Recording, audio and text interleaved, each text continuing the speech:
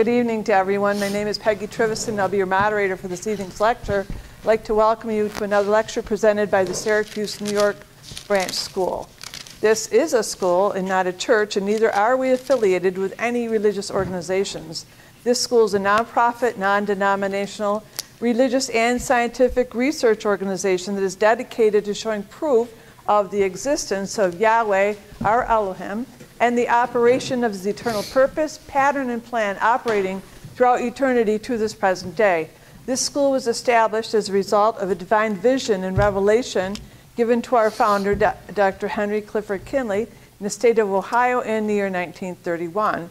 We were incorporated in the state of California in 1958, and since that time we have established branch schools across the United States, Canada, and other foreign countries. The Syracuse branch was established in 1969. At this time, I'd like to acknowledge the presence of the Dean of the Syracuse branch, Dr. Patrick Trevison, and our President, Dr. Robert Welch.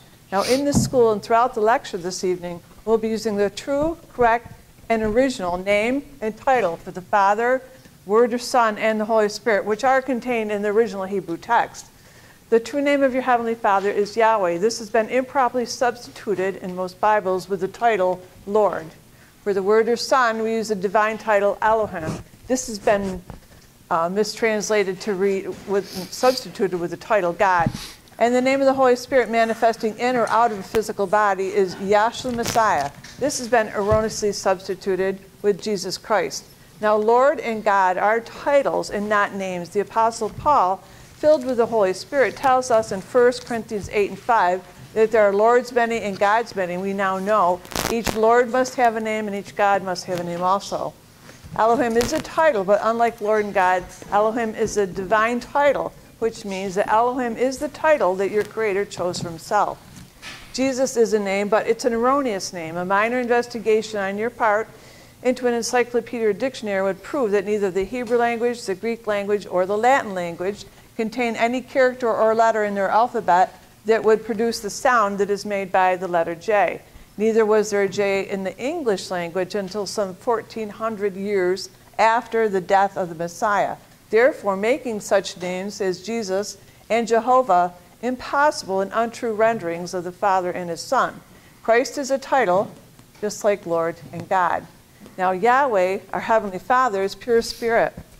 And in his pure spirit state, he is incomprehensible and inscrutable. He is the ultimate source, substance, limits, and bounds of everything.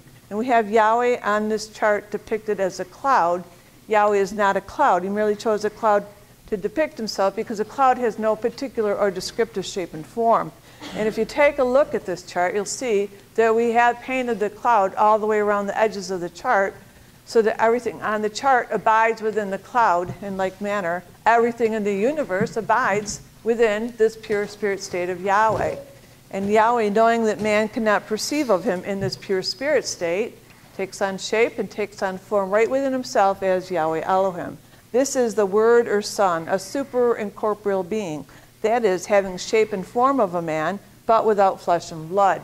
This visionary shape and form can only be seen by a divine vision and only understood by a divine revelation. Later on, the self-same Spirit manifested himself in a physical body and walked the earth plane as Yahshua Messiah, whom the world has come to know erroneously as Jesus Christ. Now, there's only one name given unto salvation, and we must know that name. So the simple yet intelligent question we should ask ourselves is, what was the name of the Messiah during the time that he walked the earth plane? You can get a better understanding of this name and title by reading a preface to a Holy Name Bible. Now, also in this school, we teach by the divine pattern of the universe. We call it a divine pattern because this is Yahweh's pattern. After Yahweh led the children of Israel out of Egypt and into the wilderness of Sinai, he then called Moses on top of Mount Sinai and revealed this tabernacle pattern to him in a vision. Moses was instructed to return to the wilderness and build one exactly as he had seen in the mount. This tabernacle pattern consists of a most holy place, a holy place, and a court round about. These three compartments make up the one tabernacle pattern. In this school, we show proof how that everything is made and operates according to the structure and function of this threefold tabernacle pattern and absolutely nothing escapes the pattern. Now, in this school, we have 10 primary constitutional aims or objectives. They are as follows. First is to help you find and know Yahweh our Elohim as he really is and actually exists. Second is to form a nucleus of universal brotherhood of humanity in Yahshua Messiah without distinction of race, nationality, creed, sex, caste, or color.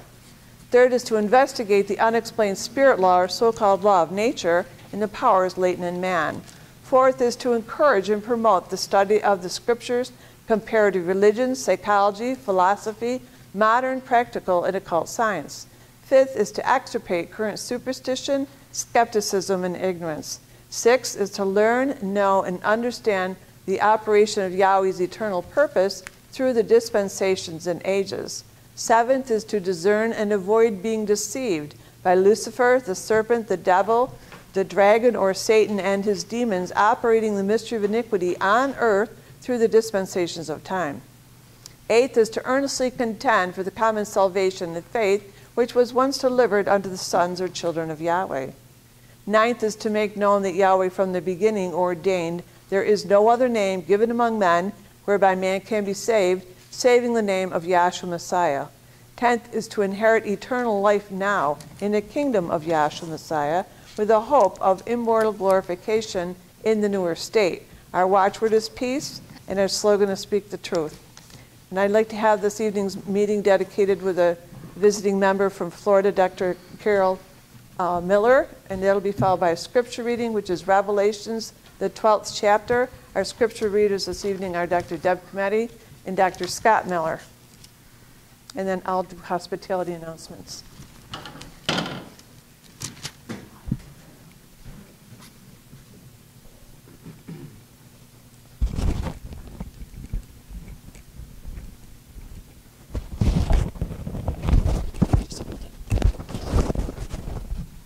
Good evening. Let's bow our hearts and minds. And thank Yahshua always for revealing the truth to us. And we know there's a lot more that can be revealed to us. So that's one of the reasons we continue to, move these classes forward and attend class. We ask that he quiet our minds so that we can advance our knowledge of his purpose and plan. Because ultimately that is our purpose, is to learn more about him, and we're looking for eternal life, and that's where it's at. So with that, I'll say hallelujah. Hallelujah.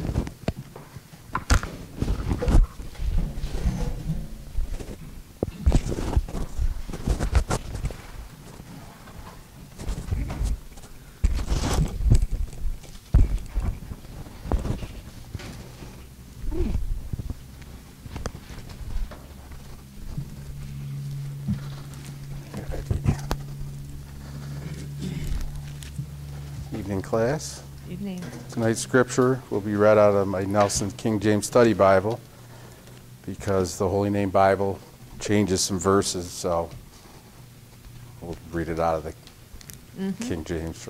Yeah. So Revelation, the 12th chapter. And there appeared a great wonder in heaven, a woman clothed with the sun and the moon under her feet, and upon her head a crown of 12 stars. And she, being with child, cried, travailing in birth and pain to be delivered. And there appeared another wonder in heaven, and behold, a great red dragon, having 7 heads and 10 horns, and 7 crowns upon his heads.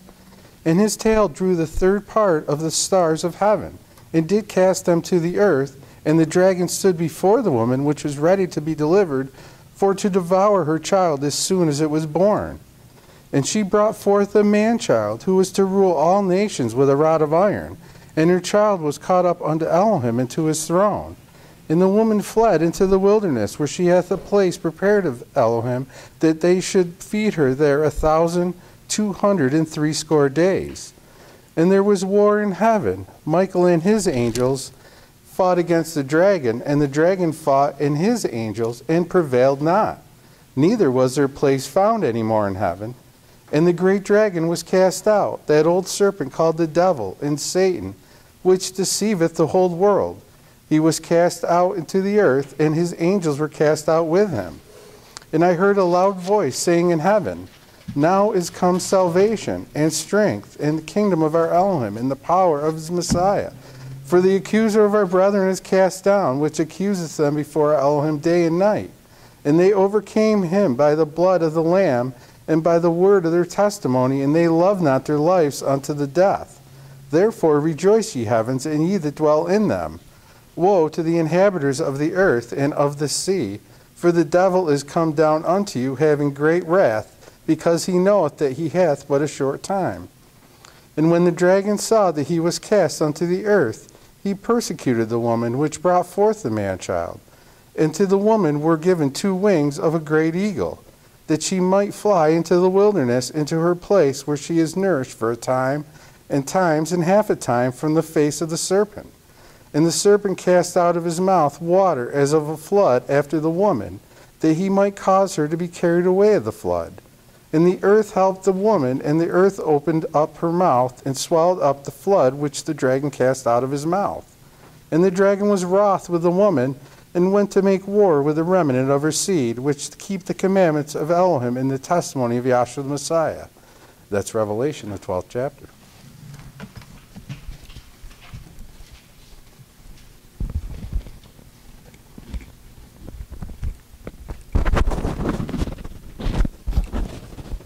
I want to thank Dr. Miller and Dr. Miller for that. And now I want to welcome our guests.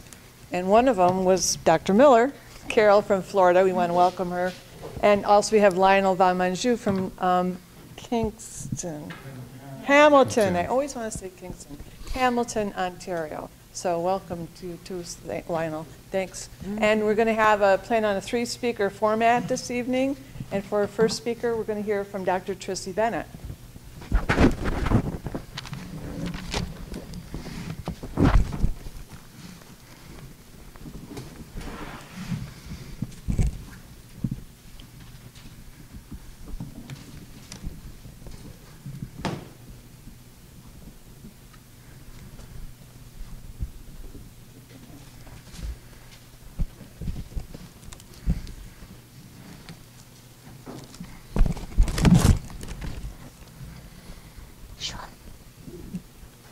Yeah.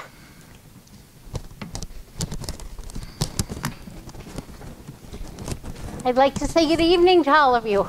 Hey, Trish. I feel like I'm a new person in class. It's been a while. You know, I went to write in my notebook, and the last notes I took were January 1st. So, and we've had our own issues, as does everyone. You know, these are difficult times for all of us, whether you have COVID or whether you're sick or just can't make it to class. But, you know, we are truly a blessed people.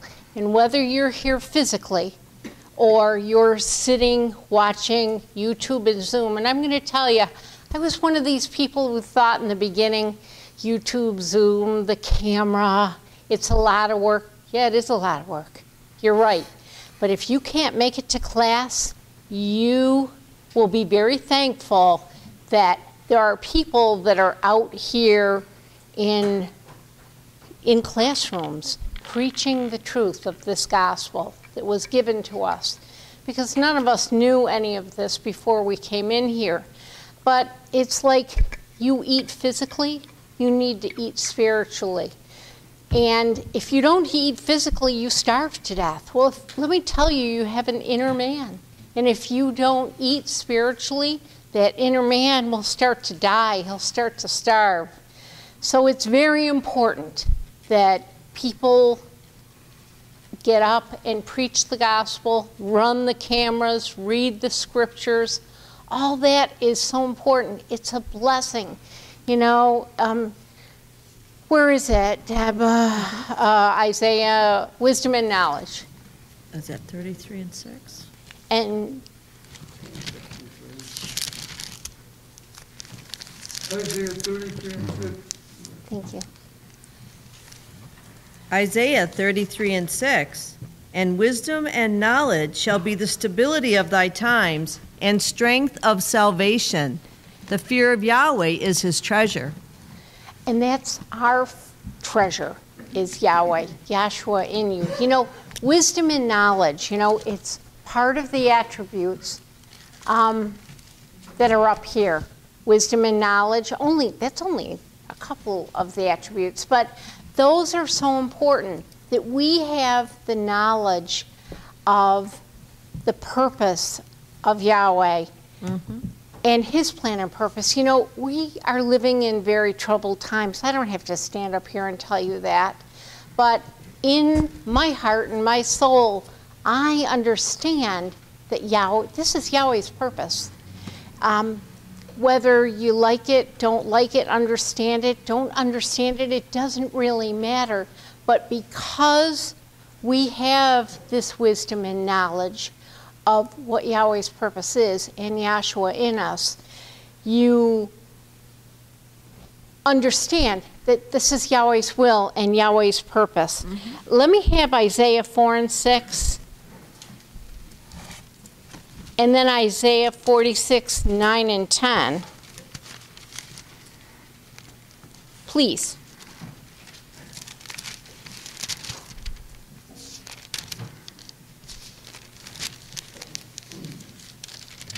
Isaiah 4 and 6. Hosea? Hosea. I thought Sorry. you said Isaiah. I probably mumbled. Hosea 4 and 6. My people are destroyed for lack of knowledge. Because thou hast rejected knowledge, I will also reject thee, that thou shalt be no priest to me. Seeing thou hast forgotten the law of thy Elohim, I will also forget thy children. Right. And you don't want that to happen to you. So that particular scripture was out of the prophets. And we know that Isaiah 33 and 6 tells us, is it 33 and 6 I want, Deb? We just Can you read get that for me? We just read that. We You want just it read again? that, to the law and to the testimony. Okay. So we know that the book is split up into 3 main parts. And we know that you can run lines and watch the death, burial, and resurrection right through the law, the prophets, and the fulfillment. And before we came into class, before we walked in the door, I didn't understand any of that. I didn't understand how anything lined up, and most of us didn't, if we admit it to ourselves. I wouldn't even read the book of Revelation. I used to call it Revelations. It's not Revelations, it's one revelation. It's John on the Isle of Patmos. But I was everything in there was scary to me. It talked about dragons, things that I had no comprehension of all about until I came into class. And I am so thankful. I never realized that there was a war in heaven. Because when I used to go to the Catholic Church, I remember the priest saying, about be thankful for the God of this world. It's like, well, if you read in Revelation, Satan was cast down into the earth plane. So who's the God of this world then? That's right. It's Satan. I didn't know that. I thought it was God, and I didn't realize that God had a name. I was totally ignorant of everything. And since coming into this class, I feel like I have so much peace and stability that when these troubled times come, and Dr. Kinley had always said that they would come, and towards the end it would get worse and worse, and it has. And the things that you see going on right now are awful, but they are part of the purpose. And it's meant to play out like this. And I really don't, I'm thankful that I have that knowledge, that I have that to go back on, that I have Yahshua in me saying, it's okay. You knew this was going to happen. This was going to come. Don't be frightened. Because if you talk to other people out in the world right now, they're very scared. I'm not. If the end comes tonight, it comes tonight. Be thankful for where you sit. And it takes me back to what I said in the beginning. Be thankful for the people who continue to run Zoom and YouTube and get on the floor, you know, on video, because it's so important that we keep this going and keep this gospel going. I was going to say in Revelation,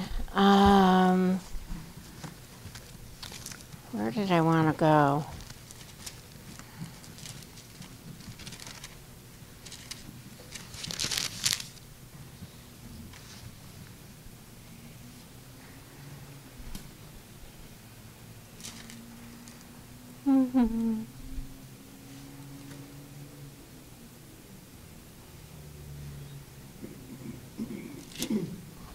I guess from the beginning.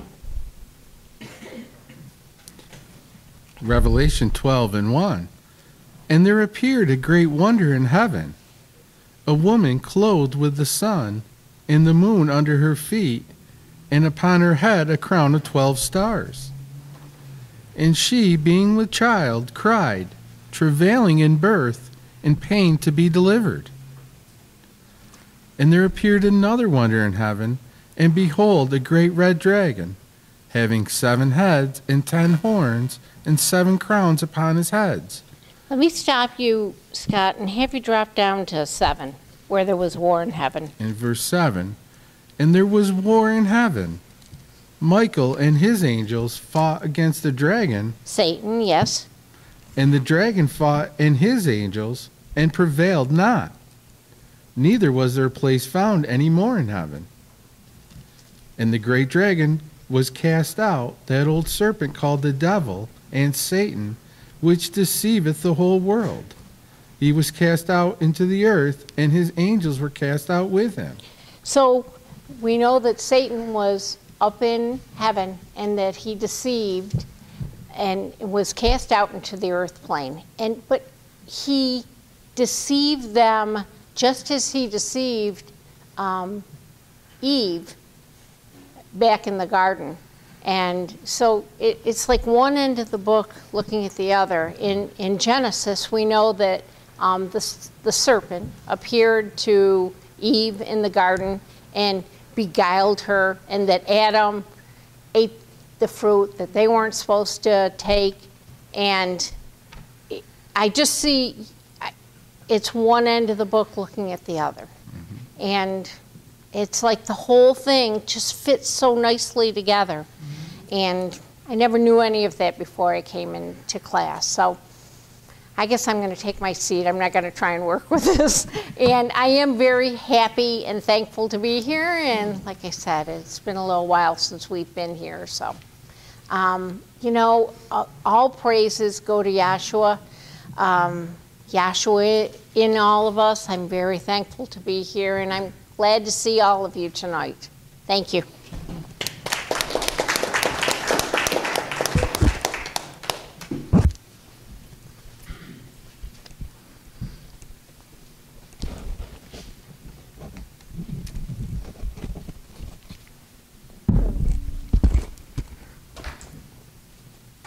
Thank you, Dr. Bennett. And our next speaker this evening will be our president, Dr. Robert Welch.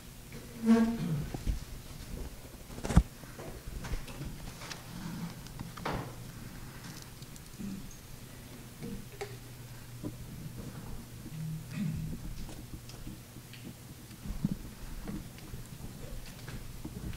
evening, everyone.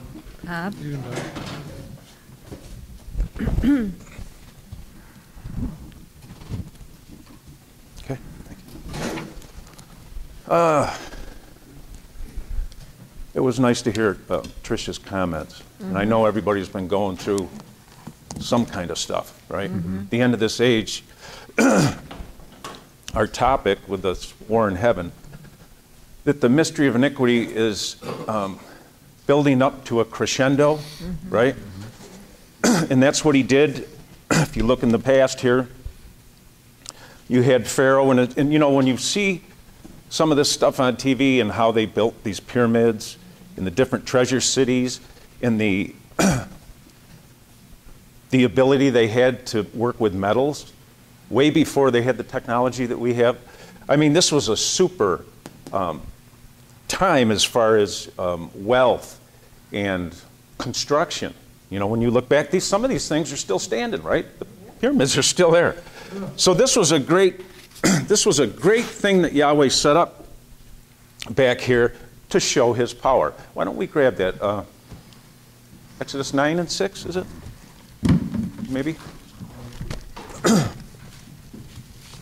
That he had been setting this up for quite some time, and it goes all the way back to Joseph, right?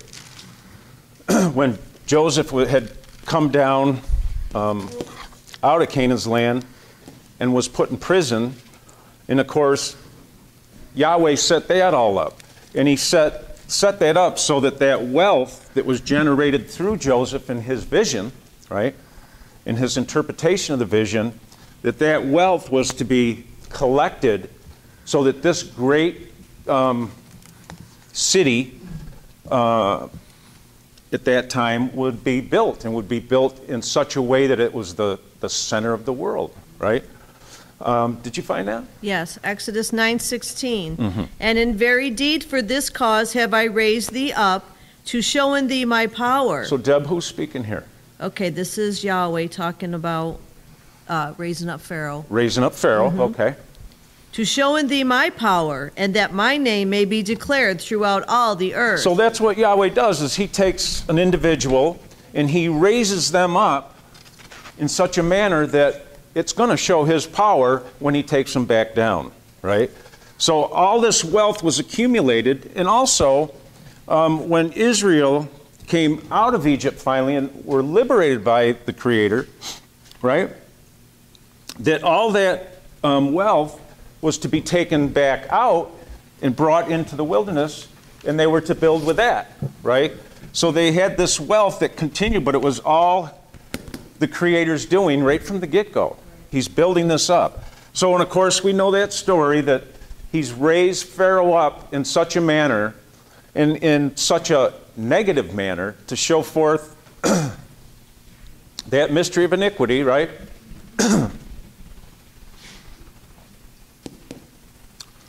I remember talking to somebody one time, and well, since I'd been in class, and talking about how there were two mysteries in operation. And they thought, really? What are the two mysteries, you know? And we take these things for granted, that we're taught down here, and we can go in the book and show you how there's a mystery of righteousness, and there's a mystery of iniquity. That's why it's a mystery, because we just didn't know anything about it. You know, we thought we had concepts of what Satan was or what the devil was like, but we had no clue how close the devil was to us personally, right?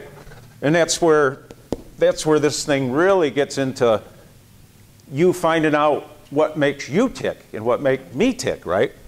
So here's that mystery of iniquity. He's the father of lies. He's got the number of the beast on him, 666. We can go into Revelation and show you where that comes from, and how he has his purpose in a mystery, just like Yahweh has his purpose in a mystery. So, of course, this is unfolding at the end of this age, and now here you got another type. Russia being that type of the bear, right? And that Yahweh has raised him up, and now they're talking about him being one of the richest people in the world. And he's hiding all that, right? Isn't that that's what Yahweh had to do with him back there, is he was worried about his life. Somebody's going to find me, and you know, they're going to recognize me, and I'm not going to be able to do my job and deceive people. So what does Yahweh do? Let's get it, Genesis 3:1. He's more subtle than any beast of the field, right? Please.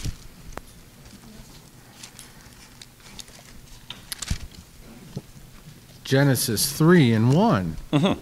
Now the serpent was more subtle than any beast of the field which Yahweh Elohim had made. See, so where are you reading, Scott? That's in Genesis, right? Genesis 3:1, yeah. He was more subtle than any beast of the field that who made? Yahweh Elohim made. That Yahweh Elohim made. right? So we understand that Yahweh has a purpose, and that he actually, as was read, Yahweh declares the end from the beginning. And that's really, I mean, to think that Yahweh made all this stuff out here, right, so that he can be glorified, and it's all in a mystery, right? So we got this mystery of iniquity, and Yahweh has to do something with him because he can't be found out, right? So read a little more, if you would, Scott. And he said unto the woman, Yea, hath Elohim said, Ye shall not eat of every tree of the garden. And the woman said unto the serpent, We may eat of the fruit of the trees of the garden, but of the fruit of the tree which is in the midst of the garden, Elohim hath said, Ye shall not eat of it, neither shall ye touch it, lest ye die. So you can't even touch the fruit, lest you die. And, you know, you got to think about how this purpose is working. They start out in heaven. We're reading over the 12th chapter, right, on Revelation. And it starts out, there was a war in heaven. We go all the way to the end of the book to find out what happened all the way to the beginning, right? And if you look at it on the ages and dispensations chart, you'll see it here. It says beginning, and it says angelic, and then the physical, right? They're coinciding. But that's the creative age, where things were, when Yahweh Elohim started or initiated his creation. So you got the angelic here, and you had this war in heaven. And of course, we'll go farther into that. And Michael and his angels fought. So what happens is, you've got a mystery of iniquity that Yahweh has created for a very specific purpose, right? And that if Yahweh created him for a specific purpose, Dr. Kinley used to say all the time, you're not going to convert the devil, right? He's on a mission. And it even says, I think in the scripture, where it says, he knows that he's got a short time. He knows that he's on the clock. Remember Mitch? I'm on the clock, right? When he was doing the lectures. He's on the clock. The devil knows that he has a short time. Now, a short time for him is 6,000 years. For us, you know, it's 70. But for the mystery of iniquity, he's looking at the big picture, right? So I want you to start that again, though. I want to just pick that up one more time. You want it back at 1? Yes, please. Okay. Genesis 3:1. Mm-hmm. Now the serpent was more subtle than any beast of the field which Yahweh Elohim had made. So Yahweh Elohim had made him more subtle than any beast of the field. So he's calling him a beast.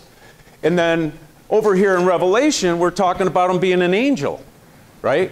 So there's all these little glimpses of his nature we're getting as these things come down through the scriptures, right?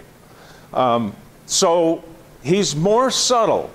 So now, if you ever went out hunting, mostly deer hunting, these people will, you know, hunters will dress up in camouflage, or turkey hunting, right? I know there's some hunters in here. And the reason is you don't want to give away where you're hiding because you want to, you know, shoot a deer. So they put this camouflage on, and sometimes they've got so technical with it now, if you've got a tree stand in a certain kind of tree, you can buy a certain kind of camo that actually matches to that scene. You know, if you ever gone in these places, you'll see you'll see them with the leaves on, you'll see them with bark, tree bark, right? You can get pretty technical, and that's what these hunters do, is they get technical with their camouflage. So what I'm trying to get to is you got Yahweh here that knows how to make a creation. He knows how to make an angelic creation, and he knows how to make, apparently, angelic beings, right? Because this is one of them. So he's got to do something with the mystery of iniquity so that not everybody can spot him. So I want to get where he appears to Eve, if we could.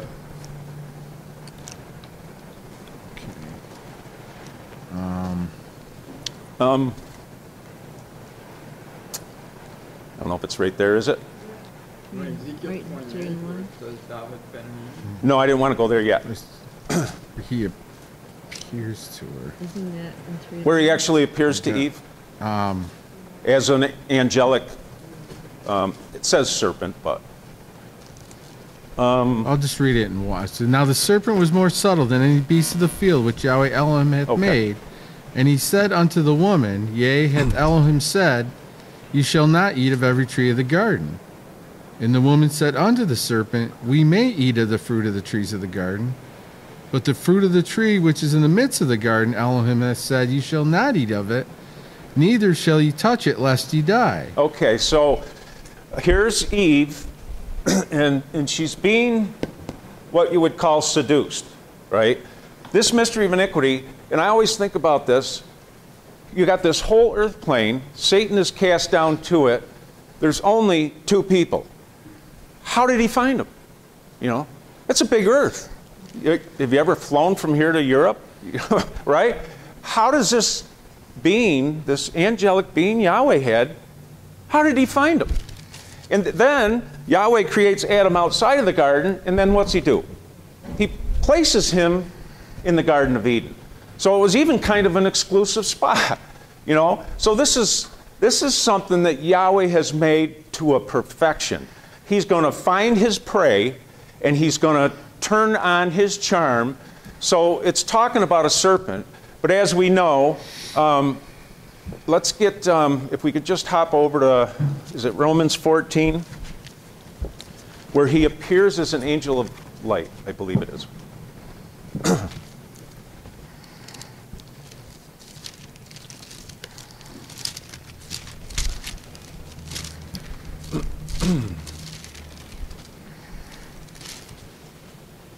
Or is that the kingdom? Did I miss it? 2 Corinthians 11:14. Thank you, I'm sorry. I'm thinking of the kingdom, maybe? Okay. 2 Corinthians 11:13. For such are false apostles, deceitful workers, transforming themselves into the apostles of the Messiah. And no marvel, for Satan himself is transformed into an angel of light. Can I have you start again, Deb, please? For such are false apostles. So such are false apostles, and we're reading in Corinthians, so this would be Paul, right? Correct. Writing this letter to the Corinthians, and he's saying, go ahead. Deceitful workers. Deceitful workers. Transforming themselves into the apostles of the Messiah. So he's not saying transforming himself, he's saying themselves. So there's more than one, right? Yes. So you've got this nature being transformed coming down through individuals. Go ahead. And no marvel, for Satan himself is transformed into an angel of light. So don't marvel over that you're seeing it in people that you thought were brethren, because the mystery of iniquity is an accuser of that. It's in our scripture, right? He's an accuser of the brethren. So here he is over here. Repeat that, Deb. And no marvel, for Satan himself is transformed into an angel of light. And it's no marvel because Satan himself is transformed, so he's got the ability to transform. You know, you could just take a list and start writing all these attributes. Trish talked about the attributes of Yahweh's nature. Well, we got attributes here too as well. And you could actually go down this list and pretty much match these up with this mystery. That's how intense this guy is, right? He's got some knowledge. He's got some intelligence. He's got love of himself. Remember years ago back, I think it was Philadelphia, it was brought out that, was it there that it was finally brought out that Satan didn't lack love, but he actually had a love of himself, right? He had self-adoration. Mm-hmm. So we're talking about like Mitch used to say about Pope John Paul that spoke 50 languages, and how Mitch used to say, well, this guy, he's the one sent down to at the end of the age, because this Pope knew, you know, right? He was gifted.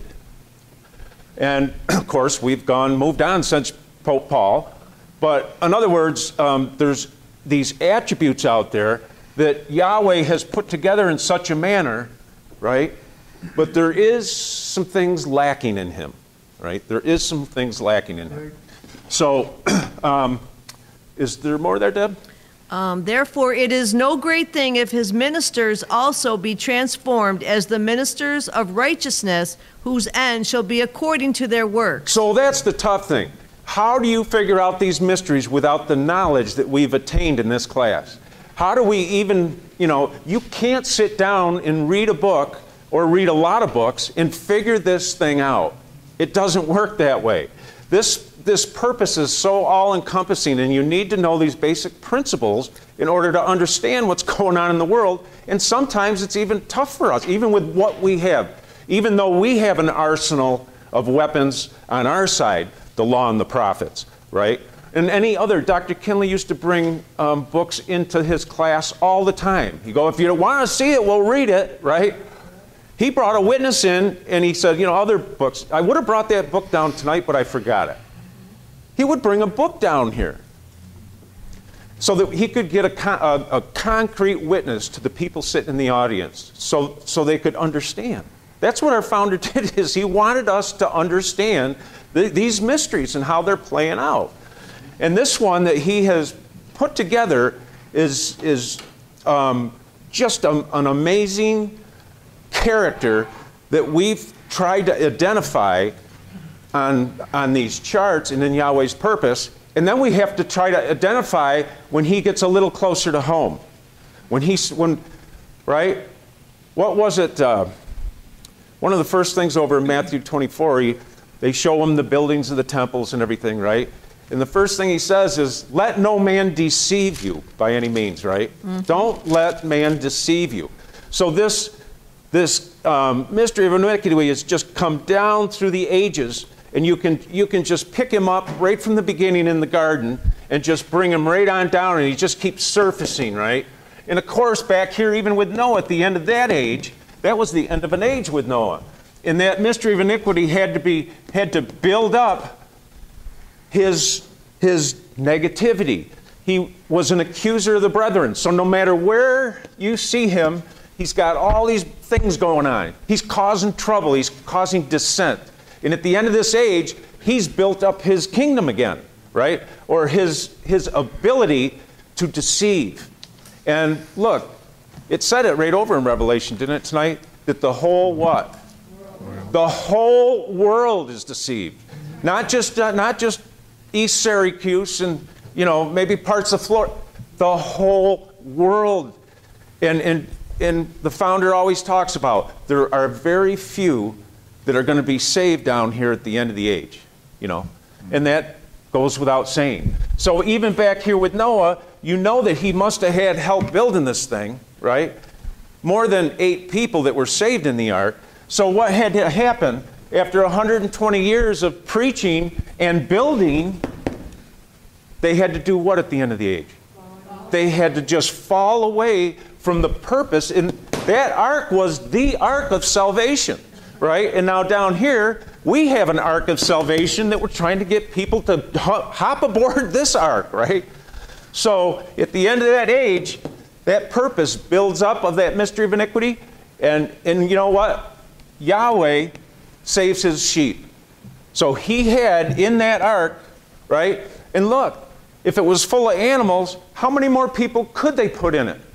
Right? So here they are building it, and they had a certain amount of room in it, and probably Noah was scratching his head thinking, how are we going to get all these people in? Of course, he didn't know how many animals were going to just come down by spirit law and come down out of the mountains and the trees and right? And to get into that ark. And all of a sudden, he's seeing this thing filled up.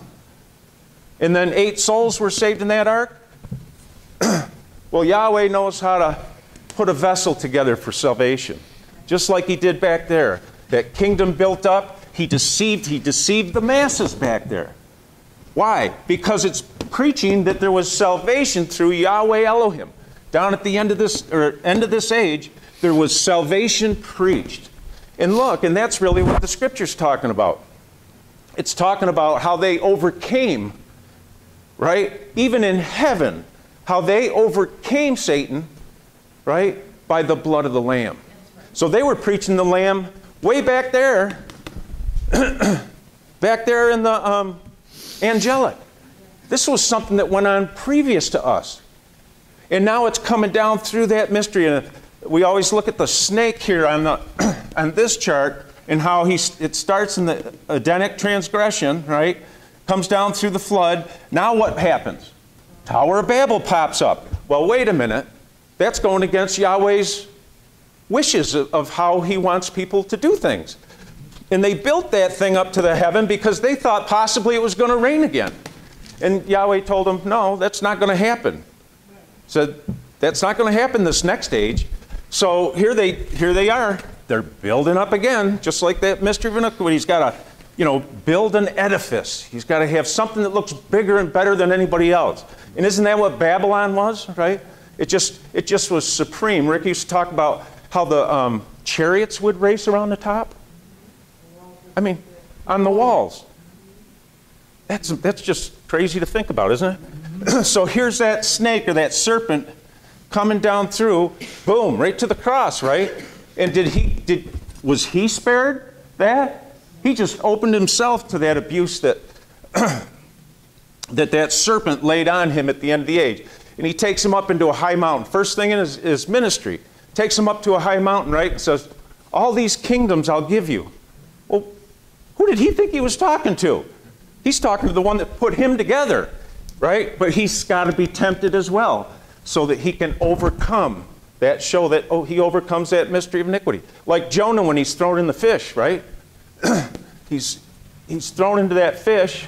So there's a spot there where Yahshua's got to have fish for a meal, so he knows he's overcoming that death, hell, and the grave that Jonah was in, It's just amazing how these scriptures are really pointing out this purpose. But you really got to get a magnifying glass down here to see that one that's camouflaged and that Yahweh has protected so that he can manifest that thing down through without everybody and their brother knowing it. That's the key. It's easy to see, Jeffrey Dahmer's and Hitler and other people that obviously stand out as types of the mystery of iniquity. But it gets a whole lot slicker than that, don't it? Yes. It does. It gets a whole lot slicker than that. So, were we done? Where were we? I forgot. Sorry. I read 2 Corinthians. Okay. Read that. And that was transforming. That was Satan. Okay. Let's see. Let's. Those charts are up. I do want to touch on that chart for just a second, if we can. Where was that tower? I just want to touch on that Tower of Babel again because it really has some wording on here that's great. It shows the whole tower and what happened at this time. I'm just going to read a little bit of this, right? Yeah. Let us build a city and tower whose top reaches to heaven, right? Slime and mortar, let us make brick and burn them. This was in the plain of Shinar. Elohim sees and hears all. City of Babylon, confusion, gate of Baal, gate of Baal or Lord. And it says here at the bottom, you got a bunch of people standing here. It says foundation of clay, right? That doesn't sound good if you're a builder. People of one language, satanic spirits, right? So they build this thing. False exaltation. Their minds were clouded in total confusion. That, folks, is the end product and the satisfaction the devil has. If he can get your mind clouded, he's got you. He had us all, right? It said he had us all right from the beginning. In total confusion, language confounded, people scattered. So that was when, people were together at that point in time, speaking the same language, and Yahweh said, whoop, and just split them. And isn't that when kind of the diaspora, or they started dispersing around the world from that point because they weren't hooking into each other's language anymore. Hey, does anybody speak Italian? Come on over here with me. We're going this way, right? So the thing split, and and those languages scattered. And it wasn't till when did all that come back together? Day of Pentecost, Peg, right? The day of Pentecost, or 50 days after the death, burial, and resurrection of Yahshua Messiah, those languages come back together. Remember, you talk about over there, it says they all heard in their own tongue, right? So here the tongues were dispersed, and it's all purposed. But it's this mystery of iniquity with the false exaltation. It's not a true exaltation. You're not exalted. And that's the problem. Dr. Kinley, pound on those preachers out here in the world, right? Pound on them about how they're just lifted up in their minds. And they go to all these seminaries, go through all this learning, they're doctors of this, doctors of that, and they just have no clue. They have a false exaltation. They're exalted as far as the world's concerned, but not as far as Yahweh is concerned. They are not exalted, right? So this city and tower was unfinished. They never finished it. A result of idolatrous religion, disobedience, disbelief. No divine pattern or authority. Let us make us a name. Okay, so we're up in the holy place, most holy place. The heaven, even the heavens are elves, but the earth he has given to the children of men. Can we get that? Psalms 115 and 16 says, I will ascend above the heights of the clouds. I will be like the Most High. And that, of course, is Isaiah 14:14. So it's just nice to have this stuff on a chart sometimes where you can just point it out. That mystery of iniquity is coming down and it's raising, it's exalting, it's self-exalted, right? Did you happen to find that? Psalms 115? And 16. Yeah. Okay. That's what Psalms 115 and 16. The heaven, even the heavens, are Yahweh's, but the earth hath he given to the children of men. Even the earth he's given to the children of men, right? And that's why the devil's up there offering Yahshua all these kingdoms of the earth, because he thought it was his, right? He's deceived as well, as far as Yahweh's concerned. He's just given him that drive to exalt. Was that it, Scott? Pretty much. Okay. Did you have the other one, Deb? What did you call it? You want to get Isaiah 14? Sure. We might as well get that while we're there. Isaiah 14 and 12. Yeah. How art thou fallen from heaven, O Lucifer, son of the morning? Okay. So now you got to connect this. And we didn't have the ability to connect these things. We have to connect this with this Revelation 12 we're talking about, right? Mm-hmm. Could you read again, Deb? How art thou fallen from heaven, O Lucifer? How art thou? It's a question, right? How art thou fallen from heaven, O Lucifer? And what does Lucifer mean? Light bringer. Light, right? Light bringer. He's going to, when he turned his charm on to Eve back here, right? Where is it? There he is. He ends up being this glorious individual. And that's why he was able to deceive her. Okay, go ahead, Deb. Mm-hmm. O Lucifer, son of the morning, how hast thou cut down to the ground who didst weaken the nations? Right. For thou hast said in thine heart, I will ascend into heaven. I will exalt my throne above the stars of Elohim. I will sit also upon the mount of the congregation in the sides of the north. I'm going to have you pick that up, exalt again. For thou hast said in thine heart. So thou hast said in his heart, right? In his being, go ahead. I will ascend into heaven. I will ascend into heaven. So remember, he's been thrown out of there. Guess what? He wants back in there. Why? Because he had that self-exalted position, but the angels, the righteous angels and Michael fought, right? And because of that war, they were cast out of there. See how all these things start lining up when you see how this pattern, this mystery of iniquity works. Please read, Deb. I will exalt my throne above the stars of Elohim. So I'm going to exalt, right? Just like that Tower of Babel, that they had an exalted position physically. I mean, just physically manifesting these things. And it's really a manifestation of what's going on in Satan's gourd, right? That he wants to be above, and it's a drive that he has. Remember that movie Terminator, right? And he gets down to the end and he's just and he's got the red eyes glowing and they're trying to get away from him and he's got like nothing left. hardly anything left to him, and he's crawling with his arms and, reaching out to get his last. Nothing was going to stop him, and finally they, close something down on him and they smush him, right? But the idea was that he was just going after his prey until there was nothing left, right? And even the founder said that at the end of the age, he'll be rewarded somehow, right? Lake of fire, but there's some kind of reward. Anyways, that's just kind of hearsay. I heard it, but kind of makes sense. Go ahead, Deb, please. I will sit also upon the mount of the congregation in the sides of the north. Okay. I will ascend above the heights of the clouds. I will be like the Most High. So when he ascends above, and really when you look at this purpose of Yahweh's, it is all about an ascension, because this high priest on the Day of Atonement, right, on October 10th, went in and ministered in this tabernacle, and he had to do it how many times? He had to do it 3 times, right, for himself, the people, and a cleansing the tabernacle, I believe, right? So on the Day of Atonement, he goes through these steps 3 times, so atonement would be made. So can't you call that an ascension? Right? So isn't he just copying what he sees?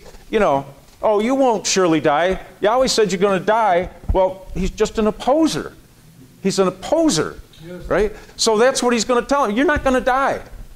Just like Peter over there, right? And isn't that something with the church? They all want to, think that Peter's doing such wonderful things over there. And Yahshua says to him in the flesh, he says, "Get thee behind me, Satan," right? And talked about, the Catholics talk about how they gave Peter the keys. And I remember reading where Dr. Kinley said, the keys to the law and the prophets, or this key, this pattern, right? And Dr. Kinley said he gave the keys to everybody. All those disciples had the key, and the ones that on the day of Pentecost were resurrected, right? He gave them all the keys. It wasn't just Peter.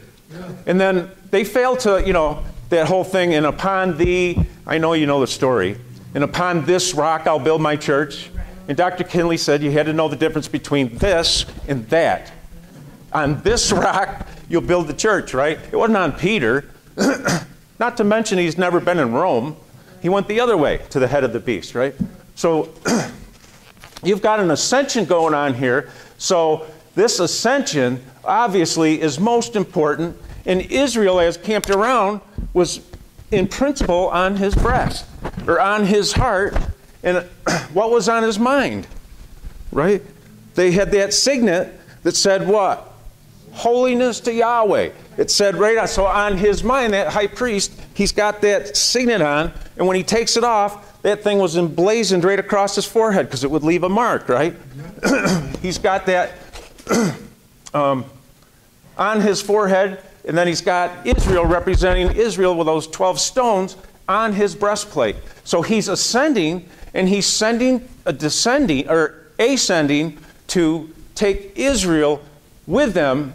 And I don't know where it is, but I wanted to get there. I thought of it earlier, where Paul talks about being taken up to the 3rd heaven. I think it might be like Corinthians 12, maybe. If somebody could find that for me. Because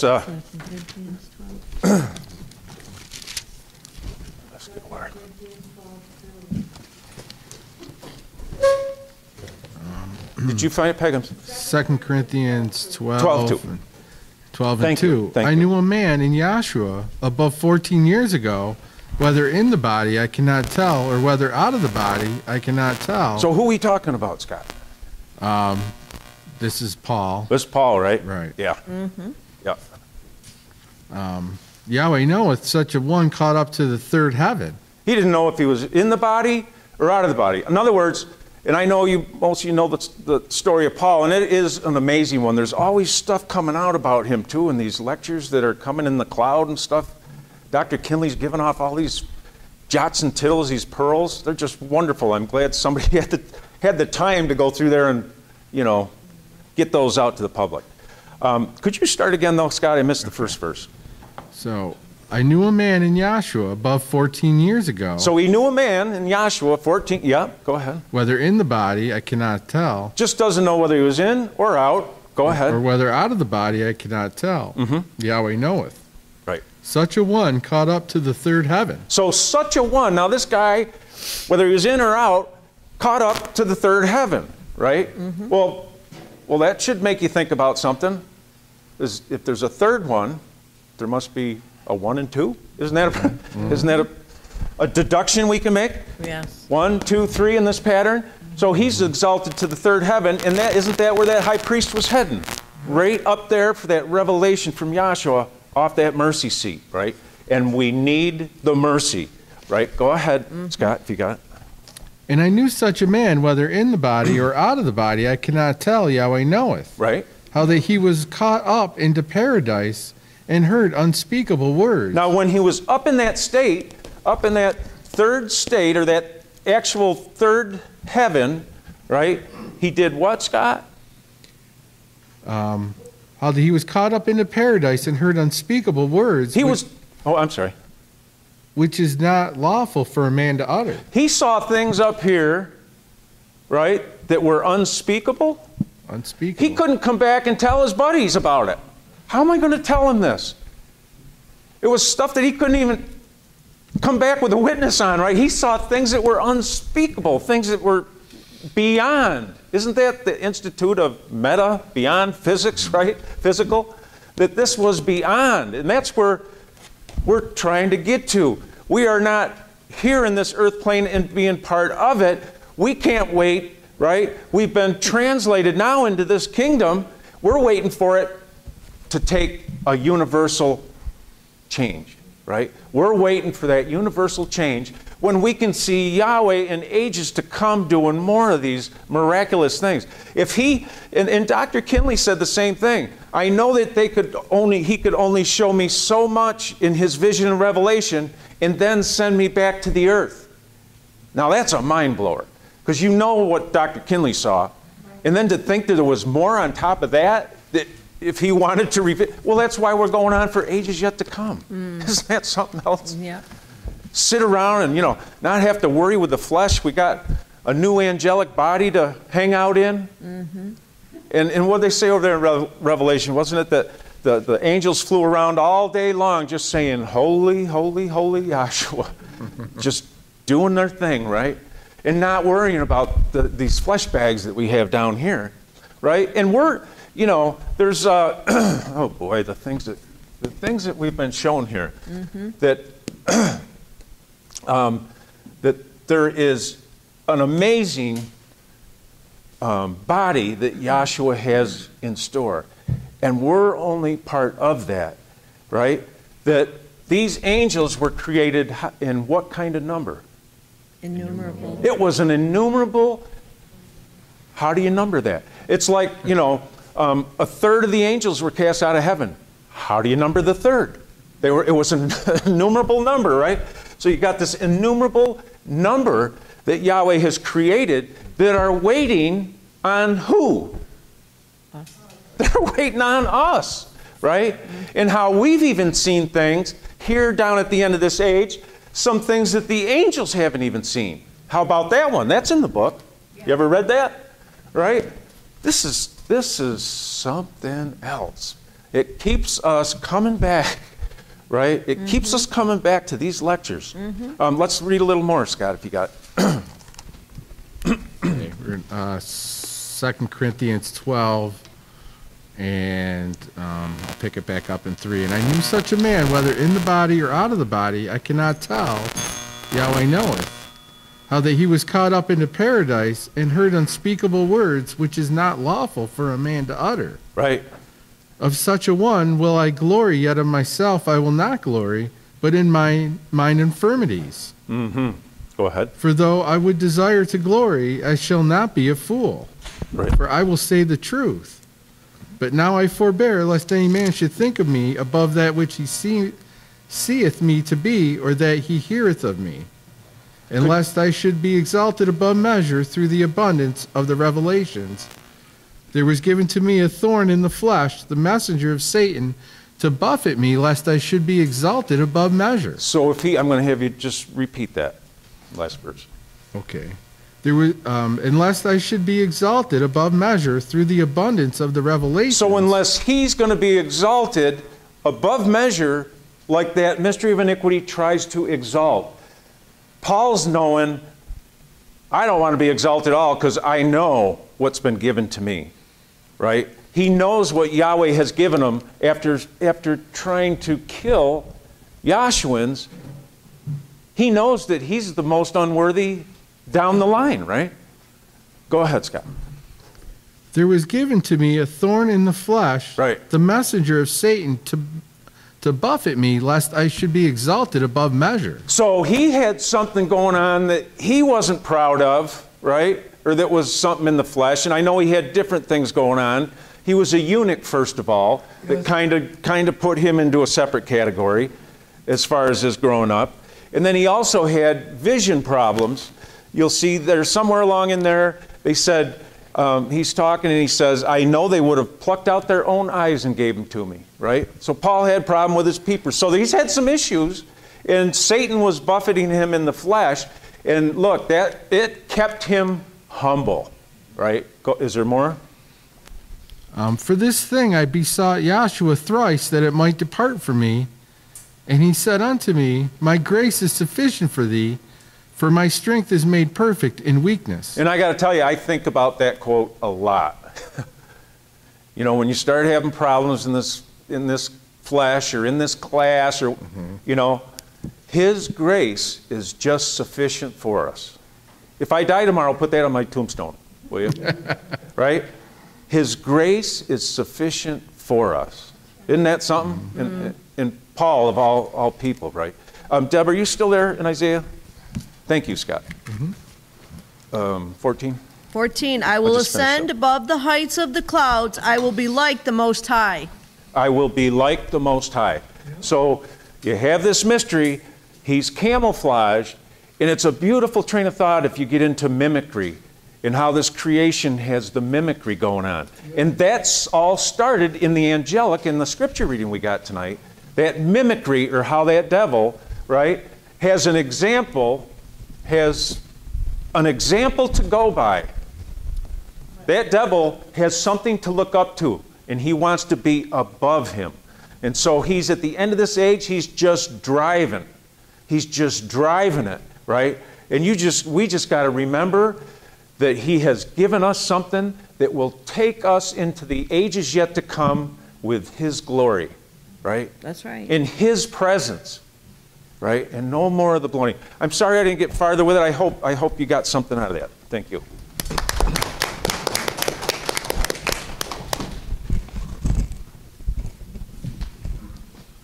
Thank you. And our final speaker this evening is the Dean of the Syracuse branch, Dr. Patrick Trevison.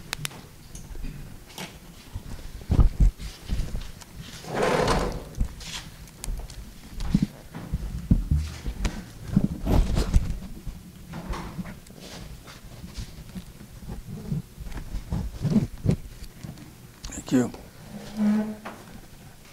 Good evening. Good evening. I've been stimulated by the remarks that were brought forth this evening. And so I'm going to continue on. And I want to touch on something I know that is on everybody's mind, and that's Ukraine. Right. And I don't know how much all of you know about it, but it's got a lot to do with,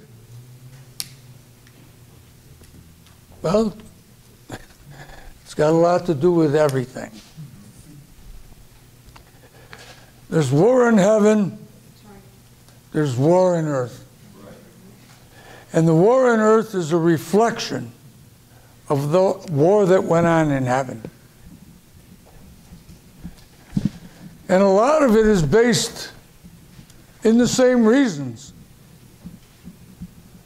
The reason there was war in heaven was because there was a lie and there was the truth.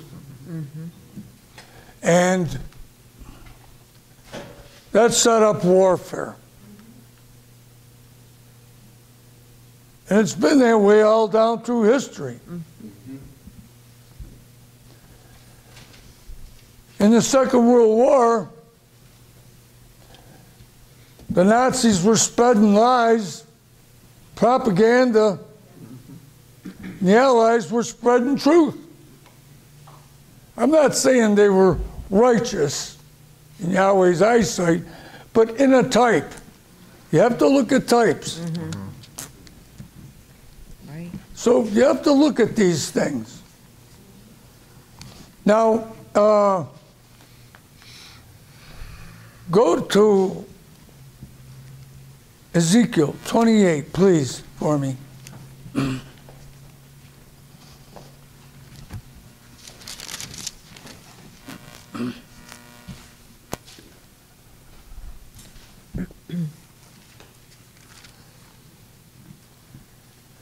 You know, we had class for 2 weeks.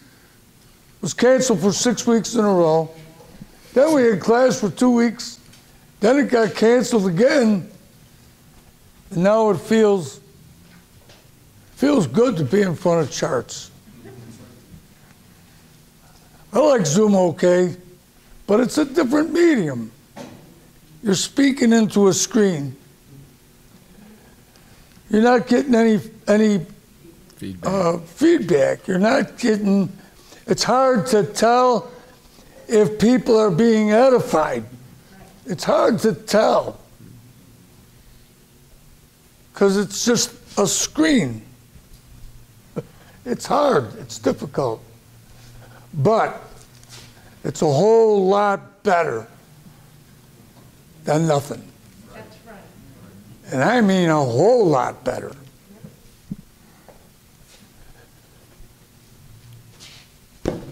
But I sure do like being in front of these charts.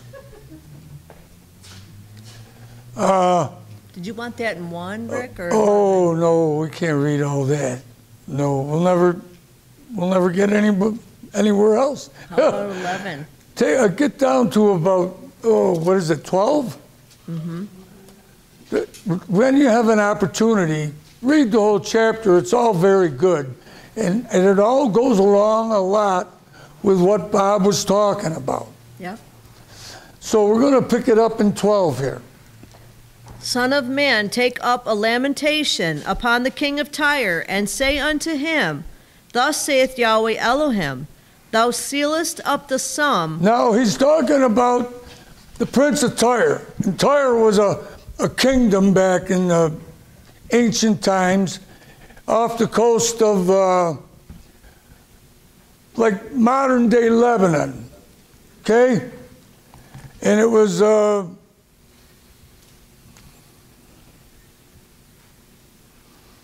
very strong place. I think it was there until Alexander the Great conquered it. But anyway, they were very rich. They sent ships out across the Mediterranean. They had settlements all the way over in Spain. The whole, you understand? Real rich. This guy was a rich king. Read. Thou sealest up the sum, full of wisdom and perfect in beauty. Oh, full of wisdom and perfect in beauty. Now, listen. Bob talked about how the devil had these same attributes. Didn't he? Full of wisdom, beauty. Read. Thou hast been in Eden. Thou wast in Eden. Wait a minute. This guy ain't that old. He's not talking to the physical man.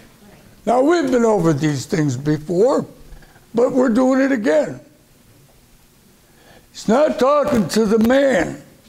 He's talking to the spirit that's inside this man.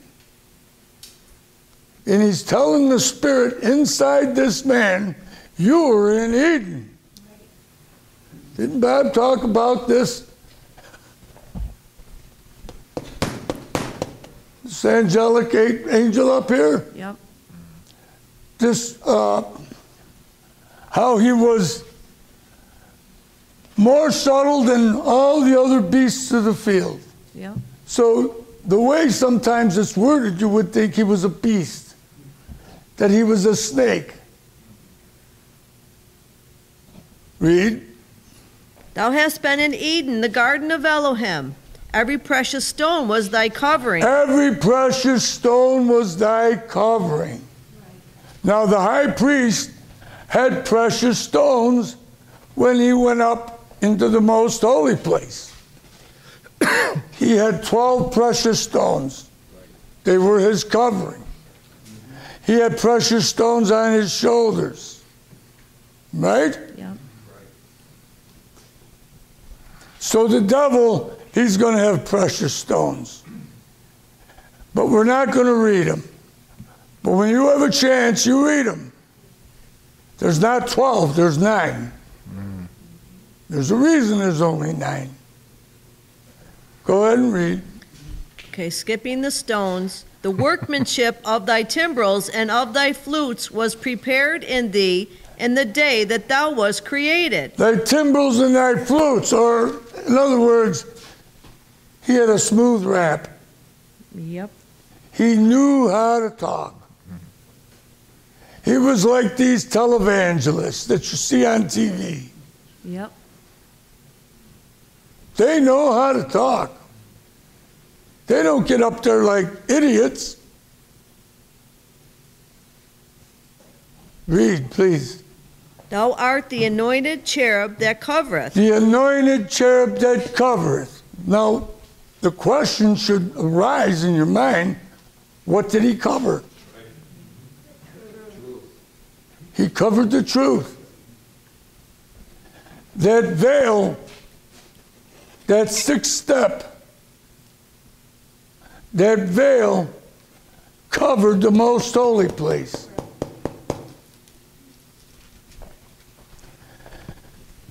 And in heaven, he at one time was in the kingdom of heaven, and he overshadowed Michael and Gabriel.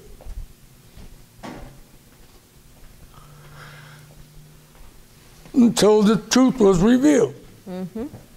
You understand? Read. Thou art the anointed cherub that covereth, and I have set thee so. I put you there. Right. I put you in that place. This is Yahweh Elohim talking to him. Right. I put you there. This is it. Everything that's going on, as has been stated, is his purpose. This is his purpose. That this would happen down here at the end of this age. And I'll tell you, I feel sad for those people in Ukraine. I know some Ukrainian people.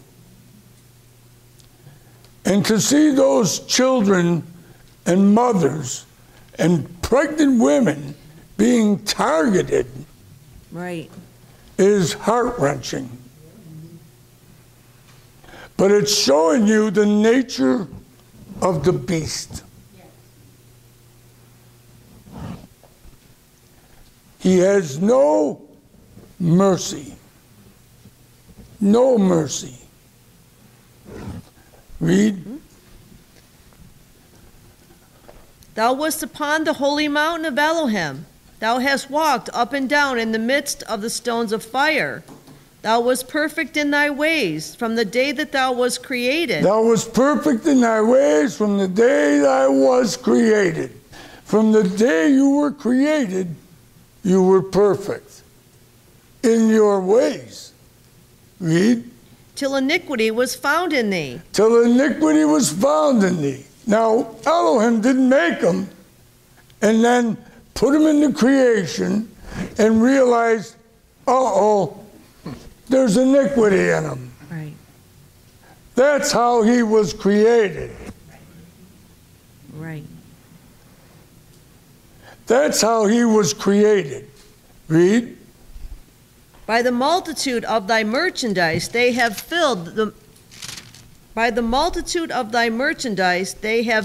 midst of thee with violence, and thou hast sinned.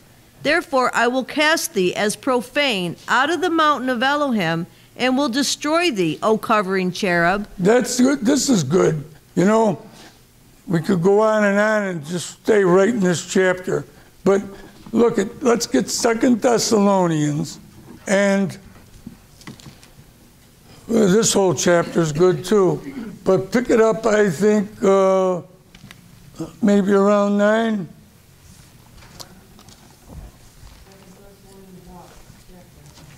Second chapter. Oh, 2nd chapter. I'm sorry. Yep.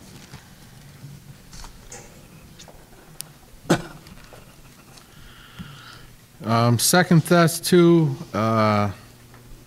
where do you want it at 3?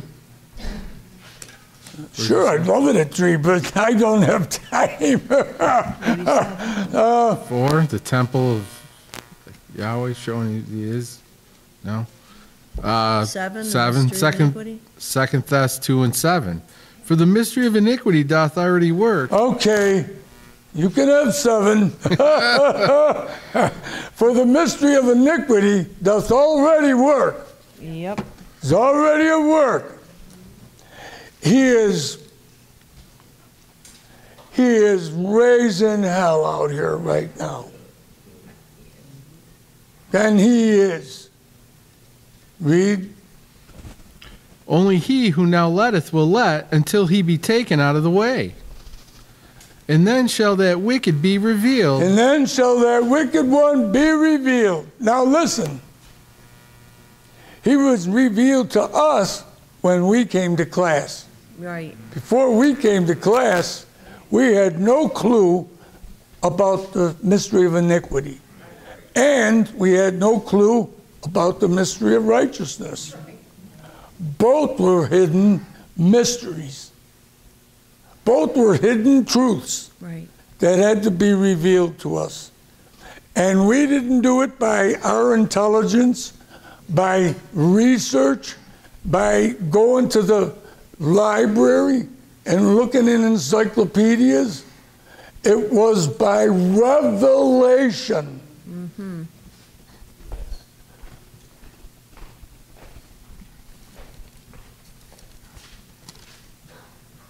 It was a vision that was given to us by revelation. Revelation. Keep reading, Scott. And then shall that wicked be revealed, whom Yahshua shall consume with the spirit of his mouth. With the spirit of his mouth, or the spirit of his mouth is the truth. Right. Teaching the truth. Right. Preaching the gospel. That's why these classes are held. Right. Hector Kinley says it right here in this. This was handed out to us in Dallas. Then this school was set up or established to preach the true gospel of the kingdom to all these people. That's the second page. Read. And then shall that wicked be revealed, whom Yahshua shall consume with the spirit of his mouth, and shall destroy with the brightness of his coming. The brightness of his coming. Mm-hmm. And as he gets closer, I remember Mitch one time teaching this a long time ago. As he gets closer, it gets brighter and brighter and brighter. As he gets closer. Talking about enlightening your understanding. Opening up your understanding to the truth. Oh, I never saw that before. Mm-hmm. Read. Even him whose coming is after the working of Satan, with all power and signs and lying wonders, and with all deceivableness of unrighteousness. And with all deceivableness of unrighteousness in them that perish, because they receive not the love of the truth. Because they receive not the love of the truth. That they might be saved. That they might be saved. Now, this mystery was up here, and every precious stone was his covering. The point being,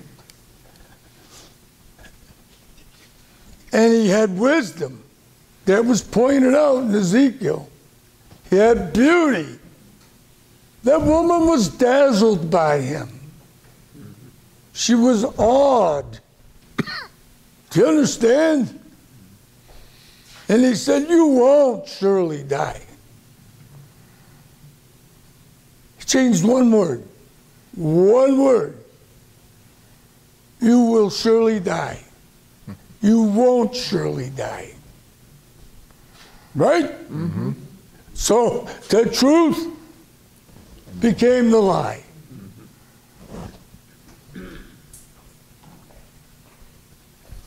And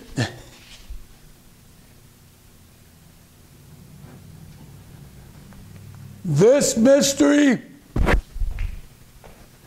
as he brought out, is coming down all through the law and the prophets, and he's paralleling the mystery of righteousness, and he has the same attributes. What makes him different? He has no love of the truth. We can get book on it. He has no love of the truth. And because he has no love of the truth, all the other attributes are corrupted. They're all corrupted so that his beauty is important to him. His wisdom is important to him. His intelligence is important to him. Do you understand? I will be like the Most High. I will soar above the clouds. They're all corrupted.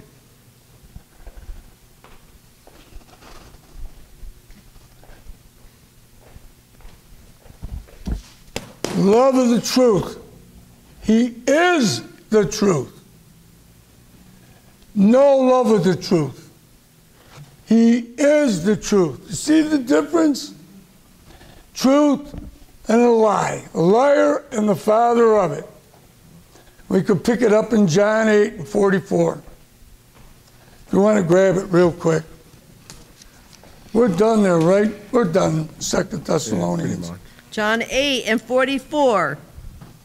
Ye are of your father the devil, and the lust of your father ye will do. Who is this now, Deb? This is Joshua. This is Joshua. And who's he speaking to? Pharisees. He's talking to the religious leaders at that time. The Pharisees, the scribes, read. He was a murderer. Sadducees. Read. He was a murderer from the beginning and abode not in the truth. He was a murderer from the beginning. Look, right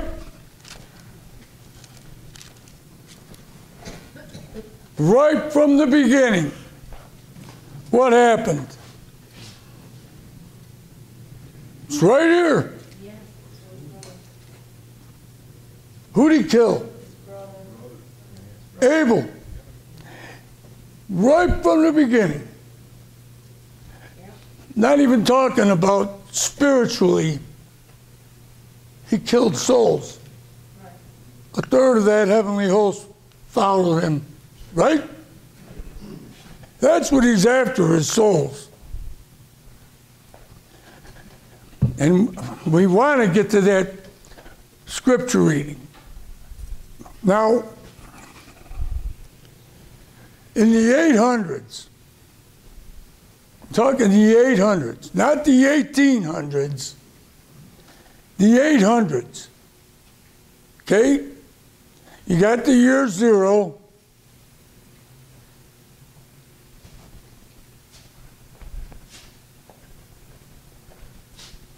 You got the year 0 here, okay?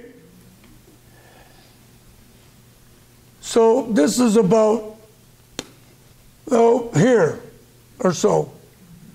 The year 800. The Vikings were rampaging all through Europe. They were attacking England. They were attacking the coast. They attacked France. They were going crazy. They were attacking a lot of places. And there was a Viking tribe called the Rus. R-U-S. I took a course on Russian history in school after the army. They were paying for it. I took it. And this tribe, the Rus, sailed down the Dnieper River in Russia. It's now Russia. It wasn't Russia then. And they sailed it into what was then Kiev. Kiev. And they settled there. And they intermarried with the Slavs and some of the different tribes that were there. And they expanded. And they founded Moscow. Okay? And little by little over the years, they made this huge empire. Huge. And there was the czars involved there. And the word czar just means Caesar in Russian. Tsar means Caesar. And at some point in history, I don't have a map up here or anything, but Constantine, who was a Roman emperor, converted to Christianity, and he made Christianity the religion of the Roman Empire. After 476, you know that the Roman Empire collapsed in the West. But the Roman Empire in the East still existed in what was then Byzantium. It was called Byzantium. You know where the Black Sea is now? It was between the Black Sea and the Mediterranean. There was a lot of trade that went on there. Very important outlet to the Mediterranean and the Atlantic Ocean.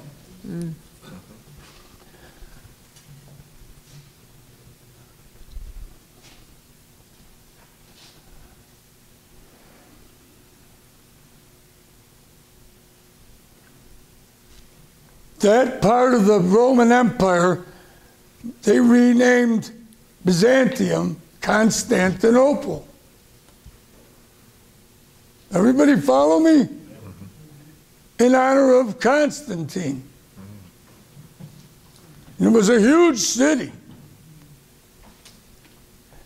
And that lasted till 1453. It lasted 1,000 years longer than the Roman Empire in the West.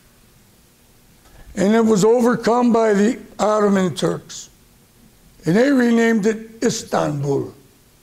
And today, it's still called Istanbul. But the last Roman emperor, I forget his name, but one of his daughters was a princess, and she married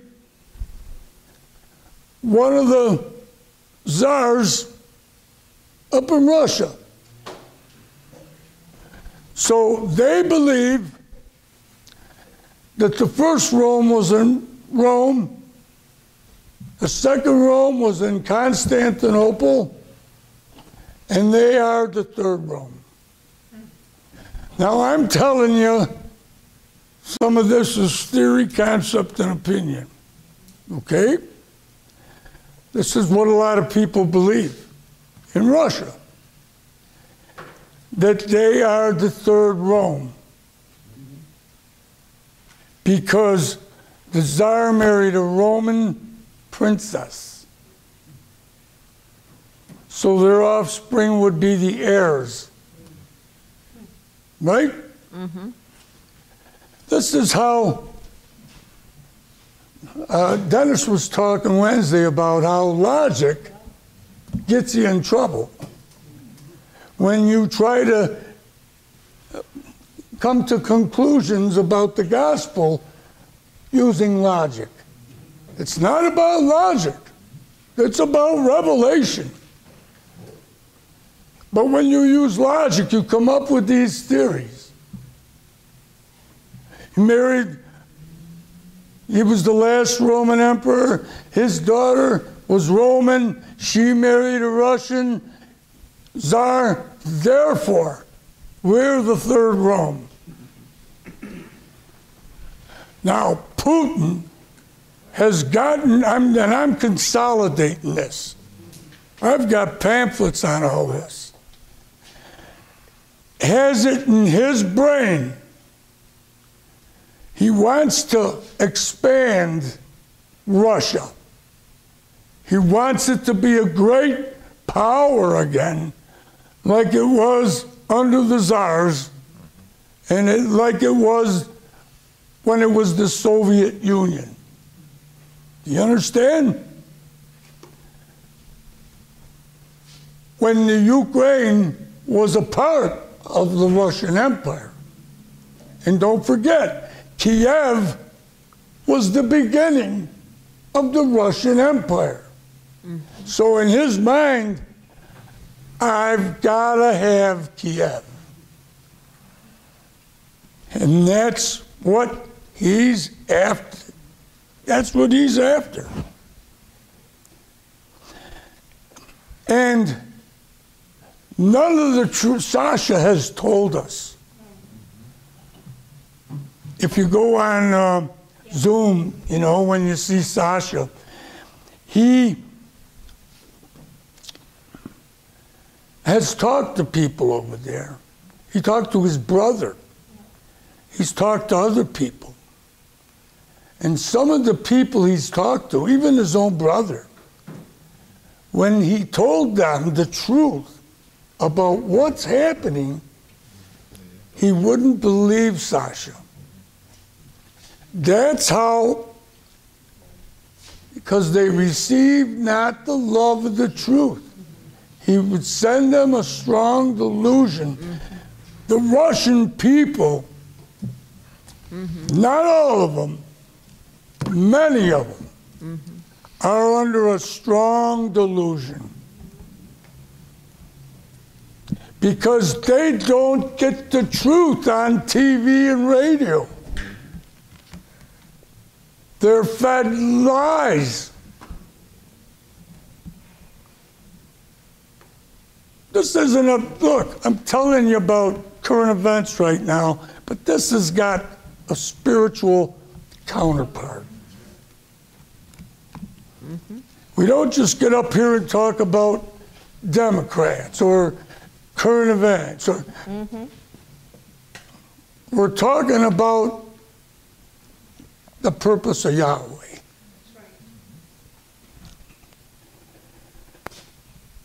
All they're fed is lies. They're being told that it's a military operation. But some soldiers are starting to come back in caskets.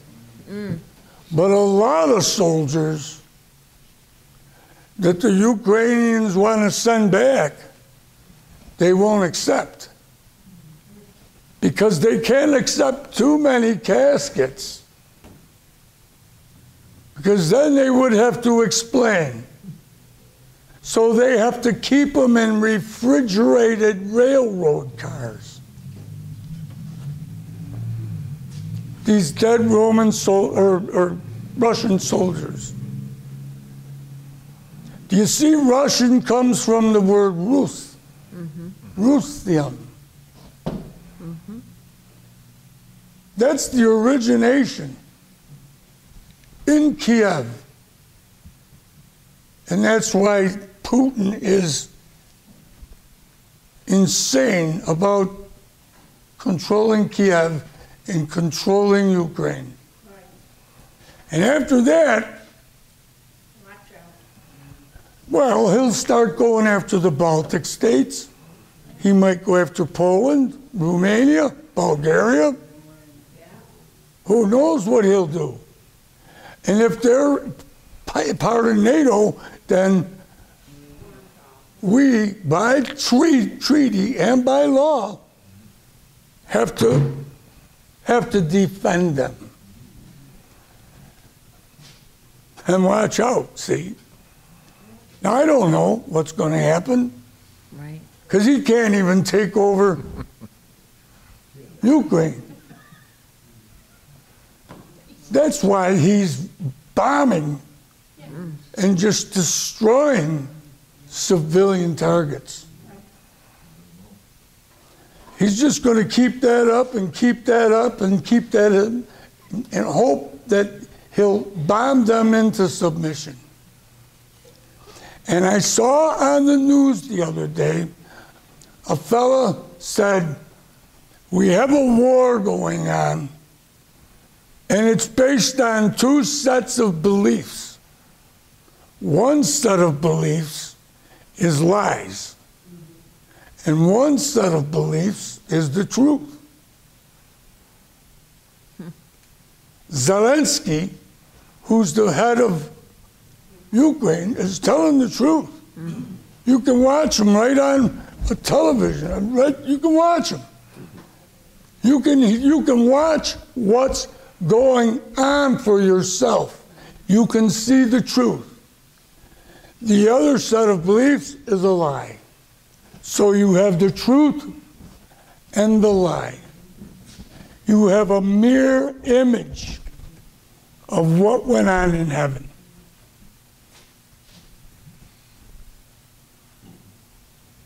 Do you understand? It's really not hard. And there's a lot more history to the whole Russia thing and everything. And I've got stuff in my briefcase if anybody would want to borrow it and read it or anything.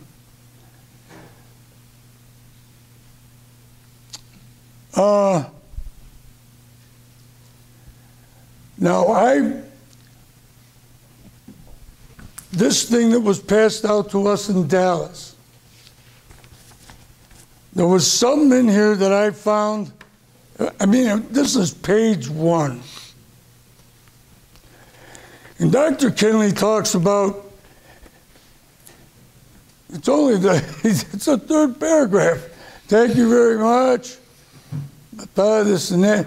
We have Billy Graham and Rex Humbard and quite a few other radio preachers that call themselves evangelizing the world, preaching Jesus Christ and water baptism and Lord's Suppers and so forth and so on. And then the letters get real big. That means he started yelling. Now that is abomination of desolation. That's just what he said. And Peg and some other folks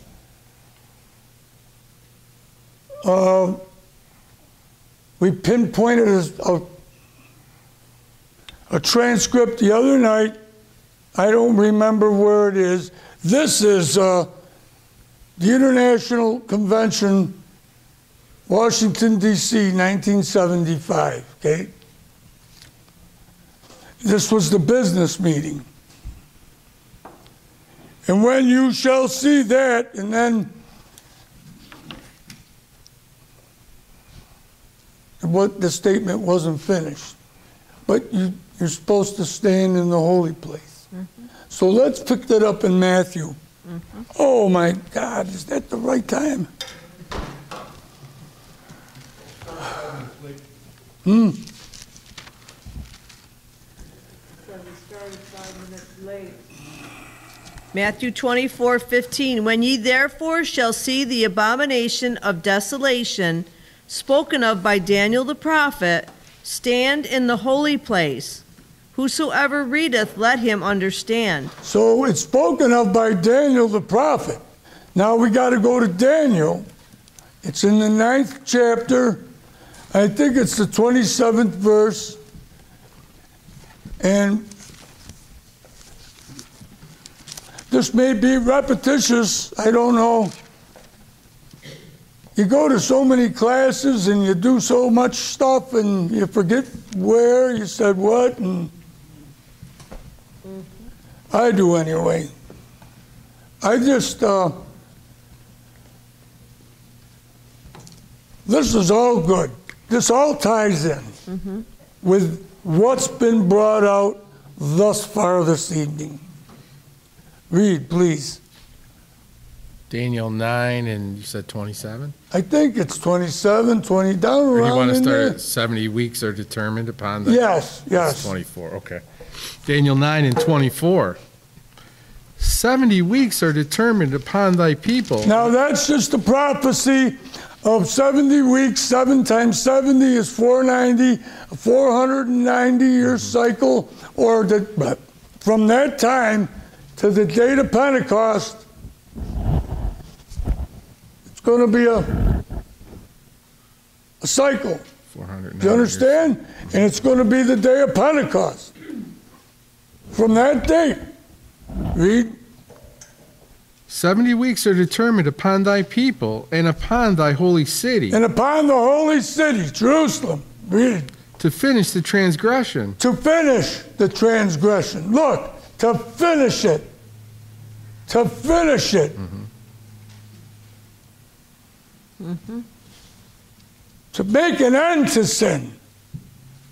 Not so we can run around and keep sinning. It's to put an end to sin. Put an end. I don't have time to explain sin and faith and all that now, but go ahead and read. To finish the transgression and to make an end of sins. Make an end of sin. Make an end of it. That's what Joshua did on that cross. And in 1 Corinthians 15, it says that he died for our sins according to the scriptures. People leave that out a lot. For our sins. Read. And to make reconciliation for iniquity, and to bring in everlasting righteousness. And to bring in everlasting righteousness. On the day of Pentecost, you understand? Those attributes put in us, that is our only righteousness. That is our only righteousness. Yahshua in us. Yahshua makes us upright. Yahshua makes us righteous. Yahshua puts us an end to sin. Yahshua causes us to walk in his statutes. You're not choosing to do it. You're not electing to get on board. You're not positioning yourself for the Holy Spirit. Look, none of that. There's nothing you can do. This is totally by grace. That was brought out the other night beautifully too. By grace. It's a covenant of grace.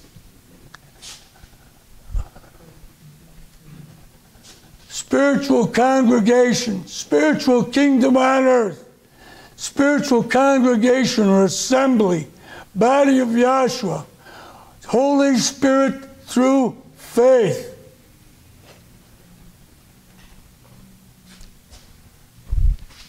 This is all by grace that we're part of this body of Yahshua. All by grace. I can't say, well, maybe it was because I was cool. Because I wasn't even cool. Now, let me just tie this in. When Dr. Kinley says it, he says that that's the abomination of desolation was Billy Graham and these preachers out here preaching lies. And then he goes on to say, the school was set up or established to preach the true gospel of the kingdom to all these people, or the truth.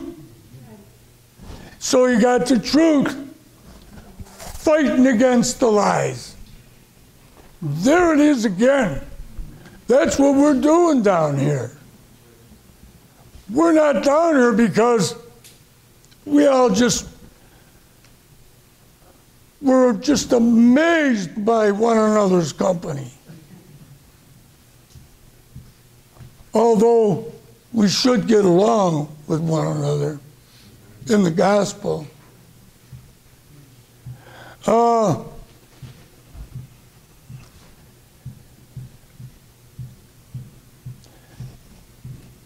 They found a transcript and it said that Dr. Kinley said that the Lazarus was talking about Lazarus. And when we don't have time. Do we have time to get it? Just pick up a sentence or so. You're the dean. Huh? You're the dean. I wanted to get a boy.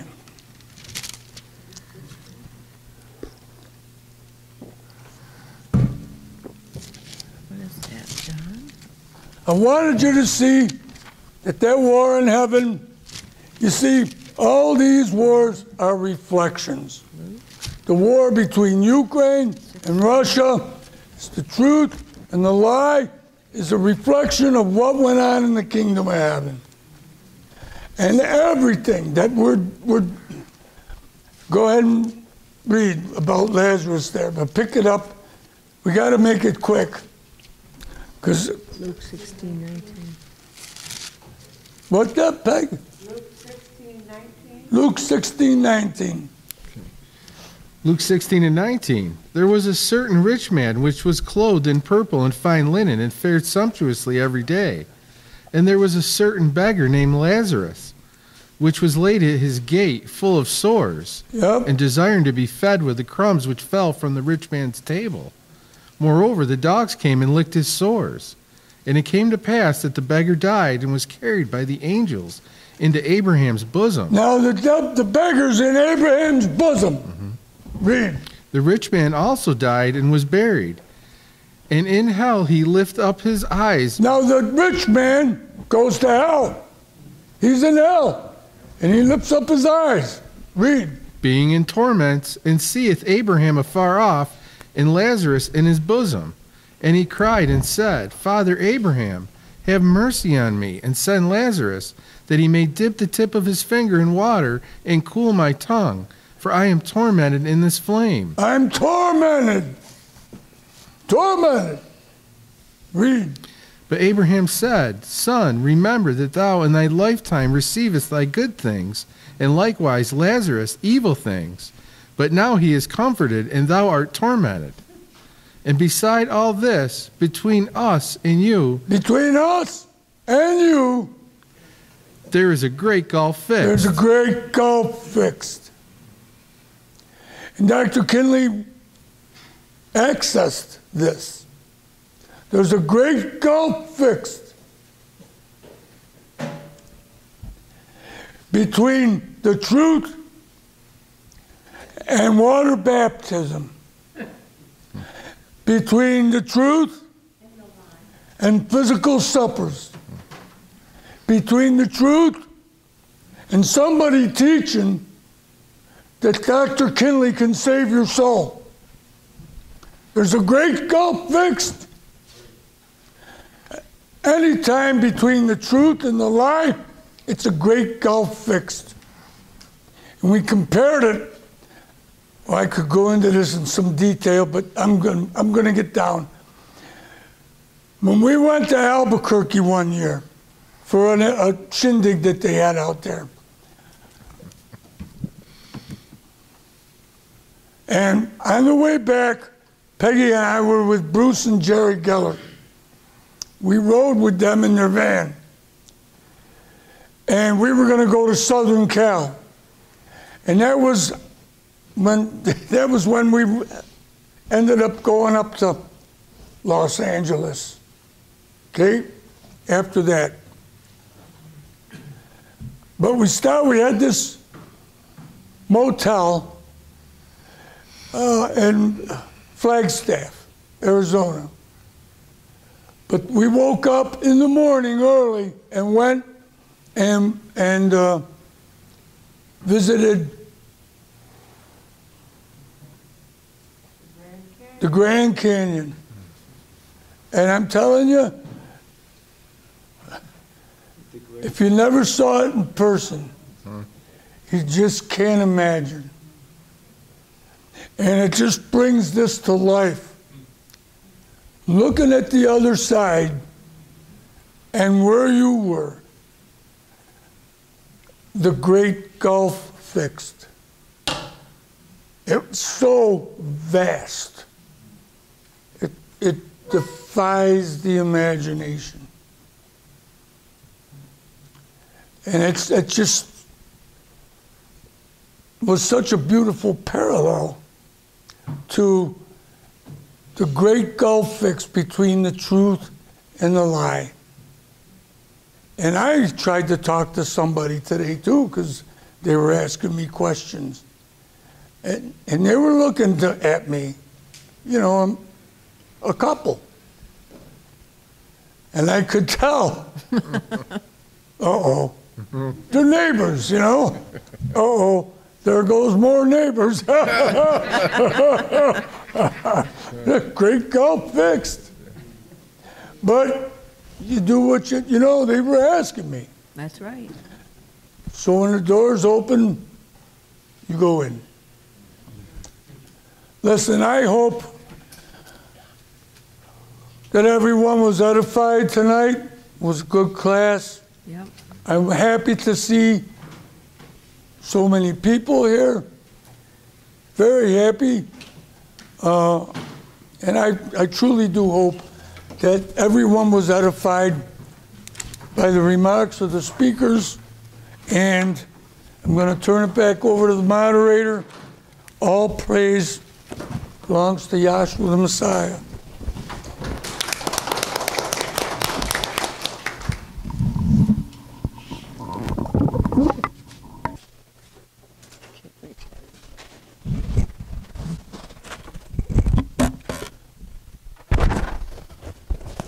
I'd like to thank everyone for being here with us this evening. Remind you that we do meet here Wednesdays at 7 o'clock, or Saturdays at 7 o'clock, and we have Zoom Wednesdays at 7 o'clock. If y'all please rise for the doxology.